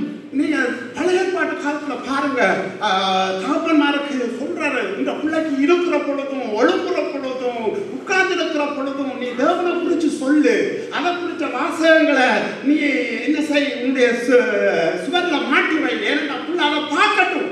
Dans l'Ancien Testament, on peut voir, il dit aux parents, enseignez à vos enfants qui s'assoient, qui se lèvent, qui se couchent, accroche les paroles sur le mur pour qu'ils apprennent davantage. அவன் பிள்ளை பார்க்கவும் கேட்கவும் தேவனுடைய வார்த்தைகளை கேட்கவும் அவனுக்குள்ள அவன் அறியாம தேவனை குறிச்ச காரியங்கள் உருவாகிறத கற்பன் தரிக்கிறத நீங்க பார்க்க முடியும். Donc on peut voir sans le connaître, qui va voir, qui va apprendre davantage, qui va écouter, et sans le connaître, il va connaître davantage. அதாலதான் தேவனுடைய வார்த்தைகளை பாட்டா பாடின பாடல்களை நீங்க வீட்டுல போடுங்க, காலையில போட்டு கேளுங்க. Donc mettez également les chansons chrétiennes à la maison. அந்த நேரத்துல தேவனுடைய வார்த்தை அவன் காதுல ஒலிக்கும். À ce moment-là, il entendra les paroles dans ses oreilles. ஆகவே இப்படிப்பட்ட காரியத்தை நானும் நீங்களும் செய்யாம எங்கட பிள்ளைகளுக்கு யாரு செய்கிறது? Si nous ne faisons pas ces choses en tant que parents, alors qui fera ces choses à nos enfants? பெற்றோர் எங்களுக்கு எவ்வளவு பொறுப்பு இருக்கு தெரியுமா? Voyez la responsabilité que on est parents. பிள்ளைக்கு நாம அவனுக்கு தேவையான காரியத்தை சவகரித்து வைக்கிறது, சேர்த்து வைக்கிறது மட்டும் எங்களுக்கு பொறுப்பல்ல. Les parents n'ont pas seulement les responsabilités de récolter des choses, que ce soit les héritages. அதற்கு முன்பதாக தேவனுடைய வார்த்தையை குறித்த காரியங்கள்ல அவன் அஸ்திவாரப்படுத்தி நடுப்படுத்த வேண்டிய பொறுப்பு பெற்றோராகிய எனக்கு உங்களுக்கு இருக்கு. Mais les parents ont la responsabilité de d'abord fonder, mettre la base sur la parole de Dieu dans sa vie. பிள்ளைகளை நீங்க அதுக்காக நேரம் எடுத்து அதுக்காக பிரயாசப்படுறதுக்காக நேரம் ஒதுக்கி பாருங்க. பெற்றோராகிய நானும் நீங்களும் நிச்சயமாய் பிள்ளைகள் அவங்க வளர்க்கிற பொழுது அவங்க தெரிந்து கொள்ளுகிற அவங்கள் தங்களுக்கென்று தீர்மானிக்கிற காரியங்கள் ஒவ்வொன்றும் கர்த்தருக்கு மகிமையை கொண்டுற காரியங்களை. Prenez du temps, consacrez du temps à vos enfants, à enseigner la parole de Dieu. À ce moment-là, vous verrez que lorsqu'ils grandiront, les décisions qu'ils prendront, les études qu'ils prendront, rendront gloire au nom de Dieu. இந்த இடத்துல ஒரு காரியத்தை சரியா புரிஞ்சு கொள்ளுங்க. Vous devez comprendre une chose. நாம வேலைக்கு போகிறதோ நாம எங்கட காரியங்களை செய்கிறதோ எல்லாவற்றிலையும் தேவனுடைய பிள்ளைகள் நாம தேவனோட நடக்கிற காரியத்துக்கு எங்களை ஒழுங்குபடுத்த வேண்டும். Nous devons avoir une vie organisée, que nous ayons travail, que nous ayons où nous ayons, nous devons avoir une vie organisée. நாம் அப்படி எங்களை ஒப்பு கொடுத்து நடத்துகிற பொழுது நிச்சயமாக நீங்கள் செய்கிற எந்த காரியமா இருந்தாலும் அது உங்களுடைய வாழ்க்கையில் ஆசீர்வாதத்தை கொண்டு வருமோ ஒழிய அதனால் வேதனையை நீங்கள் அனுபவிக்க மாட்டீர்கள். Quand vous avez une vie organisée, alors cette vie vous apportera une bénédiction et pas de malheur. பரிசுத்த ஆவியானவர் உங்களுக்கு உதவி செய்வார். Que le Saint-Esprit puisse vous guider et vous aider. நாம் அவர்களுக்கு தேவ சமூகத்தில் Nous allons nous lever. உங்களுடைய வாழ்க்கையில கர்த்தர் உங்களை அழைத்த நாளிலிருந்து இந்த நாள் வரைக்கும் Du jour où l'Éternel vous a appelé, நாம பல நேரத்துல பல செய்திகளை கேட்கிற பொழுது ஆண்டவரே இப்படி நாம் செய்ய வேண்டும் என்று தீர்மானங்கள் எடுக்கிறோம். nous prenons certaines situations lorsque la parole nous parle. அது அப்படியே தனிந்து போய் சில நேரங்களில் அதை செய்யாம போயிடும். Et dans certaines situations, nous n'appliquons pas ces décisions. நாம சபைக்கு வருகிற ஒவ்வொரு நாட்களிலும் Donc tous les jours nous venons à l'église, அது வேத பாடமா இருக்கலாம், que ce soit les études bibliques, அது ஒன்று கூடுதலா que ce இருக்கலாம். soit les rassemblements. திரும்பி திரும்பி கர்த்தர் எங்களை அந்த பாதையிலே நடத்துறதற்கு அவர் பேசுவார். Donc l'Éternel nous parle pour nous diriger dans sa voie. ஒரு காரியத்தை நீங்க புரிஞ்சு கொள்ளுங்க. Vous devez comprendre une chose. நான் சொன்ன இயேசு கிறிஸ்துவை நீங்க ஏற்றுக்கொள்ளுகிற பொழுது ஆவியானவர் தேவன் உங்களுக்குள்ள வாசம் பண்ண வாரார். Donc j'ai dit que lorsque vous acceptez Jésus-Christ, le Saint-Esprit habite en vous. அவர் உங்களுக்குள்ள இருந்து செயற்படுகிறதற்கும் தேவனுடைய மகத்துவங்களை வெளிப்படுத்துறதற்கும் நானும் நீங்களும் அந்த ஒப்பு கொடுத்து வாழ்ற வாழ்க்கையில தங்கிடும். Donc les actions du Saint-Esprit reposent sur votre vie. Donc comment vous voulez vivre pour Dieu? அவர் பட்சபாதம் உள்ள தேவன் அல்ல. Donc l'Éternel ne fait pas exception. சொன்னபடி நீங்க இயேசுவை சொந்த ரட்சகராக ஏற்றுக்கொள்ளுகிற பொழுது உங்களோட வாழ்க்கையை ஒப்பு கொடுக்கிற பொழுது அவர் உங்களுக்குள்ள அவர் என்றென்றைக்குமாய் ஜீவித்து இருக்கும்படி வாசம் பண்ணுகிறார். Donc on peut voir que lorsque vous donnez votre vie, vous consacrez votre vie à Jésus-Christ, l'Éternel habite en vous éternellement. ஆனா பரிசுத்த ஆவியான நிறைவு என்கிறது Le remplissage du Saint-Esprit, நாம் அனுதின வாழ்க்கையிலே அவரோடு நாங்கள் நடந்து கொள்ளுகிற வாழ்க்கையை வைத்து அந்த அனுபவம் வித்தியாசமாயிருக்கு. et l'expérience va être différente chaque jour lorsque le Saint-Esprit habite en vous. பரிசுத்த ஆவியானவரை பெற்றுக்கொள்ளுங்கன்னு போதிப்பாங்க. Donc plusieurs enseignent obtenez le Saint-Esprit. பவுலும் ஒரு முறை போய் கேட்கிறாரு, நீங்க ஞானஸ்தானத்தை ஞானஸ்தானம் எடுத்த பொழுது பரிசுத்த ஆவியானவரை பெற்றுக்கொண்டீங்களான்னு. Et Paul également demande à certains lorsque vous avez obtenu le baptême, est-ce que vous avez obtenu le Saint-Esprit? Mais ces personnes ne connaissaient pas la vérité sur le Saint-Esprit. Ils posaient la question, est-ce qu'il existe un tel Dieu? அவர் மறுபடியும் என்ன சொல்றாரு, இல்ல நீங்க இயேசு கிறிஸ்துவை ஏற்றுக்கொள்ளுகிற பொழுது சொந்த ஆண்டவராக ஏற்றுக்கொள்ளுகிற பொழுது பரிசுத்த ஆவிய தேவன் உங்களுக்குள்ள வாசம் பண்ணுகிற வருகிறார். அந்த சத்தியத்தை சொல்லி அவர்களுக்காக தலையில கை வச்சு ஜெபிக்கிற பொழுது அவங்க என்ன செய்யறாங்க, பரிசுத்த ஆவியினால நிரப்பப்படுகிறாங்க. Donc on peut voir que lorsque le Paul annonce que vous devez être repentis, être sauvés, et le Saint-Esprit, il prie également en posant la main sur leur tête et être rempli du Saint-Esprit. இது வெளியரங்கமான ஒரு காரியமாக அவர்கள் பார்க்கிறார்கள், அந்நிய பாஷையில் பேசுகிறார்கள். Donc on peut voir que c'est une chose qui se passe, ils parlent diverses langues. அப்ப நீங்க ஒரு காரியத்தை கற்றுக்கொள்ள வேணும், பரிசுத்த ஆவியானவர் நீங்க எப்போது நீங்க இயேசுவை சொந்த ரட்சகராக ஏற்றுக்கொள்ளுகிறீங்களோ அவர் என்றென்றைக்குமா ஜீவிக்கும்படி அவர் உங்களுக்குள் வாழ்கிறார். Donc on peut voir que dès le moment où vous acceptez Jésus-Christ dans votre vie, le Saint-Esprit habite en vous. நீங்கள் ஆவியிலே நிறைகிறதும் உங்கள் மூலமாய் வரங்கள் கிரியை செய்கிறதும் தேவனுக்கு பிரயோஜனமான பாத்திரமாய் இருக்கிறது.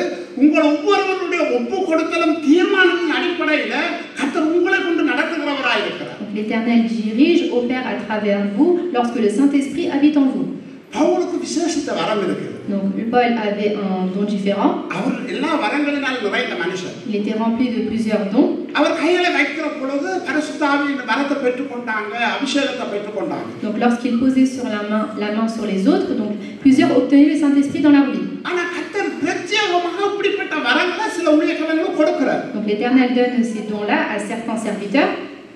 ஆனா நீங்க ஒன்று நினைச்சு கொள்ளணும், அப்படி நிறைஞ்சு இங்க அந்நிய பாஷை பேசினா தான் பரிசுத்த ஆவியில எங்களுக்குள்ள வாழ்கிறார் என்கிறத அந்த மூடத்தனமான காரியத்துக்குள்ள போயிடக்கூடாது. Mais vous ne devez pas vous dire que c'est seulement si on parle diverses langues ou ces choses-là que nous sommes remplis du Saint-Esprit. சத்தியம் என்ன சொல்றது, வார்த்தை என்ன சொல்றது? Mais que dit la vérité? நீங்க மீட்கப்படும் நாளுக்காக Le jour où vous avez obtenu la rédemption, tous les jours, அச்சாரமாய் donc vous avez été scellés par le Saint-Esprit, donc il habite en vous.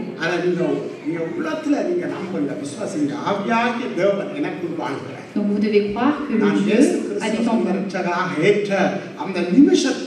நான் பாவத்துக்கு மரித்து நீதிக்கு பிழைத்திருக்கிறேன் என்று ஒப்பு கொடுத்த அந்த நேரத்திலே அவர் எனக்குள்ளே வாழ்கிறார். Donc la minute où vous avez accepté Jésus-Christ dans votre vie, le Saint-Esprit habite en vous. அவர் எனக்குள்ளே ஜீவிக்கிறார். Il habite en vous, il vit en vous. நீங்க ஆவியின் நிறைதலுக்காக நீங்க தனிப்பட்ட விதத்துல நீங்க நடந்து கொள்ற உங்க அர்ப்பணிப்பு தேவனோட நடக்கிற காரியத்துல ஒவ்வொருத்தருக்கு ஆவிய அனுபவங்கள் அது வித்தியாசமாயிருக்கு. Donc l'Éternel donne à chacun diverses expériences dans votre vie. நீங்க எப்படிப்பட்ட வித்தியாசமான அனுபவங்கள போனாலும் தேவனுடைய வார்த்தை என்ன சொல்லுது தெரியுமா, நீங்க ரட்சிக்கப்பட்ட நாள்ல இருந்து பரிசுத்த ஆவியானவர் உங்களுக்குள்ள வாழ்கிறார். Mais quelle que soit l'expérience que vous pouvez traverser, le Saint-Esprit habite en vous le jour où vous avez été sauvé. அவங்களை நடத்துவார். Le Saint-Esprit vous dirige. அவங்களோட வார்த்தையை வாசிக்கிற பொழுது அதுல இருக்கிற ஆழங்களுக்குள்ள உங்களுக்குள்ள நீங்க ஒரு சின்ன ஜெபம் செஞ்சா பரவாயில்ல. பரிசுத்தாவியாய் தேவனே, இந்த வார்த்தையில இருக்கிற ஆழங்களை எனக்கு இதை வெளிப்படுத்துங்க, இந்த இருதயத்துல உணர்வை தாங்க, உண்மையா ஜெபிச்சு தியானிப்பீங்களா இருந்தால் பரிசுத்த ஆவியானவர் ஒரு வார்த்தையா இல்லாட்டி ஒரு கற்றுக் கொடுக்கிறது போல அவர் உங்களுக்கு கற்றுக் கொடுக்க உண்மை உள்ளவர். L'Éternel vous révélera les profondeurs des versets et il vous enseignera également. நாம் எவ்வளவு சத்தியத்தை கற்றுக்கொண்டாலும் Donc même si nous connaissons, nous apprenons les vérités, நான் ஒரு காரியம் நான் தரத்துல வச்சிருக்கிறேன். அது என்னுடைய ஒரு அளவுகோல். donc c'est une limite que j'ai pour moi. ஒருவன் சத்தியத்தை அறியாதைய Donc plus une personne va connaître la vérité, அவனுக்குள்ள உண்மையான மனம் திரும்புதல் வரும். il y aura une réelle repentance en lui. அவனுக்குள்ள உண்மையான தாழ்மை வரும். Il sera humble de plus en plus.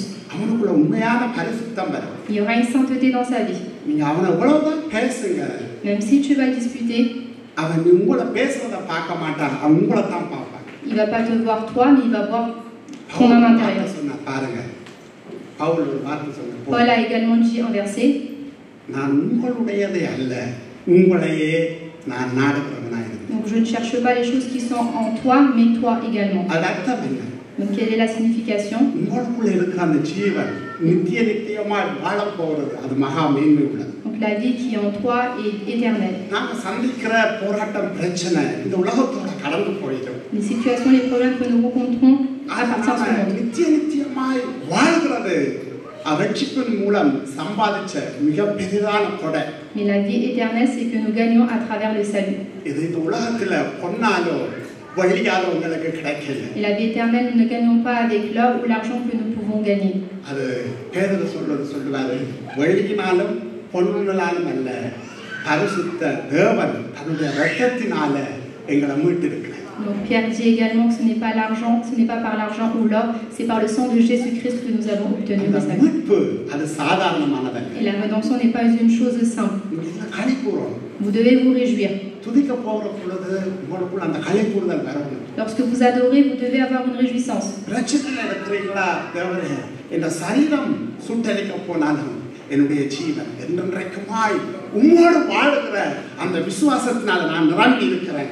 Même si vous rencontrez des problèmes, vous devez avoir la foi que அந்த nous sommes. சத்தியத்தை நான் கேட்டிருக்கிறேன், என் இதயத்துல நான் விசுவாசிக்கிறேன். Donc j'ai connu cette vérité et j'ai la foi en cette vérité. ஆகவேதான் பவுல் சொன்னாரு, பவுல் உங்களை சரீரங்களை சுட்டரிக்கிறவர்களுக்கு நீங்கள் பயப்படாமல் உங்கள் ஆத்துமாக்களை கொல்ல வல்லவர்களாகிய அவருக்கே நீங்க பயப்படுங்க என்று சொன்னா, இந்த சரீரம் ஒரு நாள் அழிக்கப்படுகிறது தான், ஆனால் நித்தியமாய் வாழ வேண்டியது எங்களுடைய ஆத்துமா. தேவன் எங்களுக்கு அந்த சம்பாதிச்ச அந்த ரட்சிப்பு என்கிறத உங்களோட வாழ்க்கையில களிப்புறுத்தவர்களாக. Donc nous ne devons pas avoir peur des personnes qui peuvent détruire votre corps, mais avoir peur des personnes qui peuvent détruire votre âme, car c'est l'âme qui vit éternellement. பெற்றோர் இதை நீங்க கொண்டாட வாழ்க்கையில மறந்துடாதீங்க. Donc les parents, vous devez réjouir de cette chose. பிள்ளைகள் இன்றைக்கு teenage பிள்ளைகளா இருக்கலாம், இல்லாட்டி இதுல இயேசுவா சொந்த ரட்சகராக ஆண்டவராக ஏற்றுக்கொள்ளாத பிள்ளைகளா இருக்கலாம். இன்றைக்கு முடிவெடுங்க, இயேசு உங்களோட வாழ்க்கைக்கு ஆண்டவராக ஆளுகை செய்கிறவராக, எல்லாவற்றுக்கும் அவரை நீங்கள் சார்ந்து அவருடைய உங்களோட வாழ்க்கையை கொடுப்பீர்களானால் இந்த உலகத்தில் இருக்கிற எந்த பெரிய வல்லமையா இருந்தாலும் சரி, எந்த பெரிய ராஜாவா இருந்தாலும் சரி, சத்துருவா இருந்தாலும் சரி, இயேசு என்ற நாமத்தை கேட்டால் அது பயப்படுகிறதா இருக்கிறது. On peut voir que ce soit les adolescents qui n'ont pas accepté ou qui n'ont pas encore accepté le salut. Sacrifiez, consacrez votre vie à Jésus-Christ qui est là pour toute domination, qu'il peut vous aider en toutes circonstances, en tout problème. இந்த உலகத்தில் சத்துரு பயப்படுகிற ஒரே ஒரு நாமம் இயேசு என்கிற நாமத்துக்கு மாத்திரம். On peut voir que l'ennemi, l'adversaire, a seulement peur d'une personne, c'est le nom de Dieu. எபேசியர் 1ஆம் அதிகாரத்தில் அழகாக சொல்லப்பட்டிருக்கிறது. அந்த வசனத்தை நான் வாசித்து ஜெபித்து நான் பாசுட கரத்தில் கொடுக்க போகிறேன். அது அடிக்கடி அந்த வசனத்தை நான் வாசிக்கிறது. எபேசியர் 1ஆம் அதிகாரம் நின்றபடியே அதை எடுத்து வாசித்து நான் இதோட முடிச்சு கொள்றேன். 19 to 23 உள்ள வசனங்கள் மிகவும் எனக்கு விருப்பமான வசனம். நான் சத்தமா வாசிக்கிற வசனம். நான் யாவரும் அதை திருப்பிக் கொள்வோம். எபேசியர் 1ஆம் அதிகாரம் 19 23 Éphésiens chapitre 1 du எல்லா verset 19 பிள்ளைகளும் verset 22. தாய்தாப்பமாரும் இந்த வசனங்களை நீங்க இதயத்திலிருந்து வாசிங்க. கர்த்தர் உங்களோட வாழ்க்கையில பெரிய காரியங்கள் செய்வார். நாம் யாவரும் இணைந்து வாசிப்போமா?